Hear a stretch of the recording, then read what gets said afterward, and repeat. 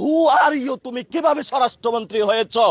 তোমার স্বরাষ্ট্রমন্ত্রিত্বের সময়ে প্রিয় সাংবাদিক ভাইরা, আপনারা এই সব সন্ত্রাসীদের কার্যক্রমগুলা দেখাবেন, রূপগঞ্জকে সন্ত্রাস মুক্ত করবেন, মাদক মুক্ত করবেন, দখল মুক্ত করবেন। আমাদের গতকালকে অনেক ভাইয়ের উপরে হামলা হয়েছে, আজকেও হামলা হয়েছে। যদি রূপগঞ্জে আর আমার একটি ভাইয়ের উপরে আচর পড়ে, তাহলে আমি আজকে বলে গেলাম স্বরাষ্ট্রমন্ত্রীর মন্ত্রণালয়ে আমি ঘেরাও দিব, তাকে পাকড়াও করে জিজ্ঞাসা করব, হু আর ইউ, তুমি কিভাবে স্বরাষ্ট্রমন্ত্রী হয়েছ? তোমার স্বরাষ্ট্রমন্ত্রিত্বের সময়ে আমার ভাইয়ের রক্ত ঝরে। তুমি বলো সংবিধানের কথা, কোন সংবিধান তোমাকে অধিকার দিয়েছে যে আমার ভাইকে হামলা করার জন্য? বাংলাদেশের সংবিধান আমাকে অধিকার দিয়েছে কথা বলার জন্য, রাজনৈতিক প্রোগ্রাম করার জন্য।